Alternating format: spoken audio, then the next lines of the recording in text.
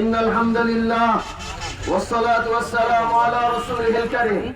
وعلى آله وأصحابه أجمعين أما بعد أعوذ بالله من الشيطان الرجيم وما أرسلناك إلا رحمة للعالمين صدق الله المولى العظيم আমি বেশি লম্বা কথা বলবো না আমি সবচেয়ে বেশি আনন্দিত তার কারণ আমি আসলে আজকে এখানে একটা হাজী শরীয়তুল্লাহ সমাজ কল্যাণের প্রোগ্রাম হওয়ার কথা ছিল কিন্তু আমি আনন্দিত এইজন্য যে আলহামদুলিল্লাহ আজকের এই প্রোগ্রামটা আমরা এককভাবে জামিয়াতুস সুন্নাহর সমস্ত আমার কলিজার টুকরা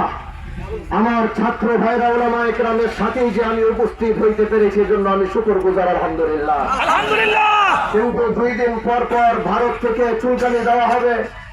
একদিকে নূপুর শর্মা আরেকদিকে রামগিরি, 2 দিন পর পর এসে আপনারা খোঁচাবেন আর বাংলার মানুষ চুপ করে বসে থাকবে, এটা কিন্তু হবে না।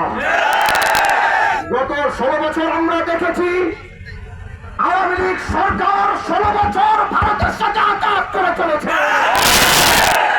আমরা স্পষ্ট বলতে চাই, ডক্টর ইউনূসকে বলতে চাই, যদি আপনিও ভারতের সাথে এরকম আঘাত করবেন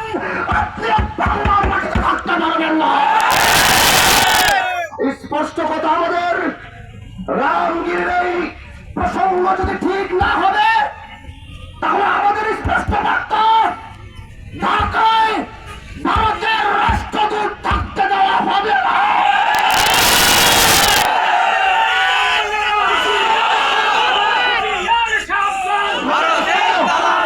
নবীর ইজ্জতের হেফাজতের জন্য